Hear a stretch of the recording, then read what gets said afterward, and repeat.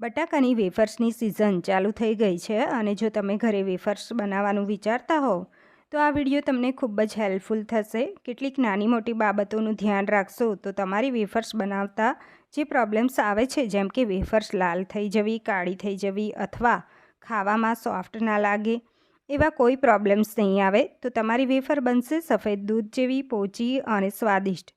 તો શરૂઆત કેવા બટાકાથી પસંદ કરવા તેનાથી કરીએ.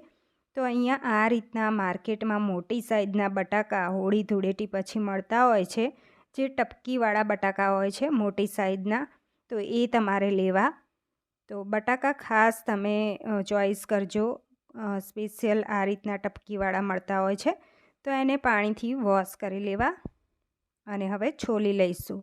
ઘણી વખત બટાકા છે એ ચોઈસ સારી રીતે ના કર્યા હોય તો લાલ અથવા કાળી પડી જતી હોય છે, તો એને છોલ્યા પછી પાણીમાં નાખતા જઈશું.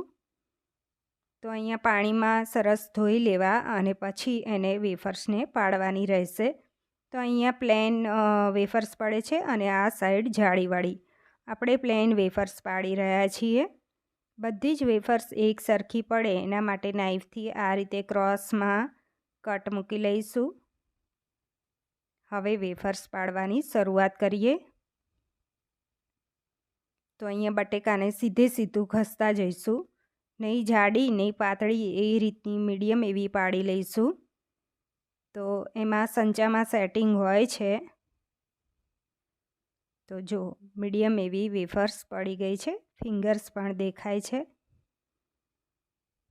તો એને પાણીમાં નાખતા જઈશું.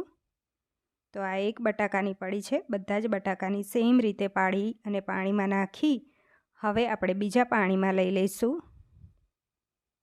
તો આ પ્રોસિજર આપણે 4 થી 5 વખત ધોઈ લેવાના વેફર્સને.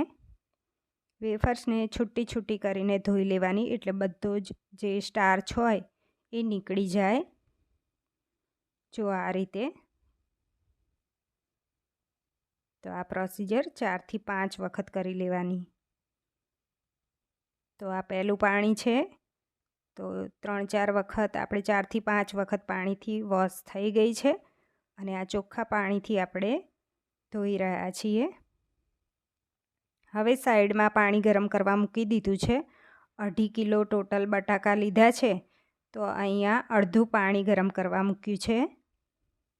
તો અડધું દોડિયું ભરીને પાણી ગરમ કરવા મૂક્યું. તો અડધા બટાકાની વેફર્સનું ભાગનું આપણે 2 ટેબલ સ્પૂન મીઠું નાખીશું. તમે વધારે ઓછું કરી શકો છો. તો પાણી સારી રીતે ગરમ થાય પછી આપણે અડધી વેફર્સને આમાં ઉમેરી દેવાની છે. તો અહીંયા ગેસની ફ્લેમ હાઈ રાખવી. જારીથી એક વખત મિક્સ કરી લેવાની છે, એટલે મીઠું સારી રીતે બધામાં બેસે. તો અહીંયા 7 થી 8 મિનિટ હાઈ ફ્લેમ ઉપર કૂક કરી લેવાની. જો ઓછી કૂક થશે તો એ સોફ્ટ નહીં થાય અને કાળી પડી જશે. વધારે કૂક થઈ જશે તો લાલ થઈ જશે અને વેફર્સ છે એ તૂટી જશે. તો અહીંયા જો મીડિયમ એવી થઈ ગઈ છે. 7 થી 8 મિનિટ થઈ ગઈ છે. હવે આ વેફર્સને કાઢી લઈશું. તો એને આપણે કાણાવાળી ચાળણીમાં લઈ લેવાની છે. પાણીમાંથી બધી કાઢી લીધી છે. હવે આ જે પાણી બચ્યું છે તો એમાં આપણે અડધો ટેબલ સ્પૂન બીજું મીઠું ઉમેરીએ અને બીજી વેફર્સ બાફવા મૂકી દેવાની છે. તો મીઠાવાળું પાણી છે જ, એટલે આપણે થોડુંક મીઠું ઉમેર્યું. તો થોડું ફીકી ના લાગે એ માટે આપણે અડધો ટેબલ સ્પૂન ઉમેર્યું.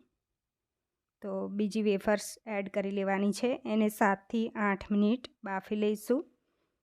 અને ત્રીજી વાર તમે બાફવા મૂકો, વધારે લેતા હોય 5 કિલો બટેકા, તો તમારે પછી ત્રીજી વખતમાં એ પાણી બદલી નાખવાનું રહેશે ગરમ પાણી કરવા માટે.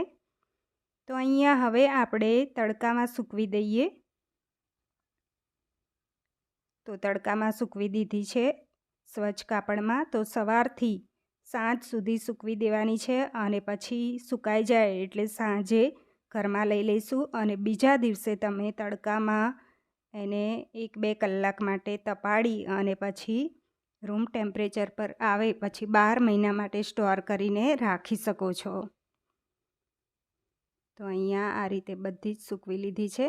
સાંજ થઈ ગઈ છે. જો વેફર્સ એકદમ સુકાઈ ગઈ છે. તો એને આ રીતે ભેગી કરી લેવાની છે. પછી બીજા દિવસે તમે તડકામાં મૂકો તો એક વાસણમાં ભરીને અથવા આ રીતે મૂકી શકો છો. તો બીજા દિવસે તમારે 2-3 કલાક તપાડી અને પછી એને સ્ટોર કરવા માટે તૈયાર થઈ જાય છે. તો છે ને એકદમ વ્હાઈટ. તો હવે એને હું તળીને પણ બતાવું છું. તો અહીંયા તેલ ગરમ કરવા મૂકી દીધું છે. તેલ સારી રીતે ગરમ થાય એટલે એક વેફર્સ નાખી અને ચેક કરી લેવાની. જો કેટલી વ્હાઈટ બની છે. તો હવે 4-5 વેફર્સ નાખતા જઈએ, તળતા જઈએ. આ રીતે બીજી વેફર્સ તળી અને પછી કાઢી લઈશું. હવે ઉપર જ્યારે તળી હોય ત્યારે જ મસાલો કરી લેવાનો. લાલ મરચું પાવડર અને દળેલી ખાંડ નાખી અને આપણે ખાવા માટે રેડી છે. તો આ તમે વ્રત ઉપવાસમાં ખાઈ શકો છો. ફ્રેન્ડ્સ, રેસીપી ગમી હોય તો વિડીયોને લાઈક કરજો અને મારી ચેનલને સબસ્ક્રાઈબ કરજો. દોસ્તોમાં જરૂર શેર કરતા રહેજો અને કમેન્ટ્સ કરીને જણાવો કે આ વેફર્સ તમને કેવી લાગી.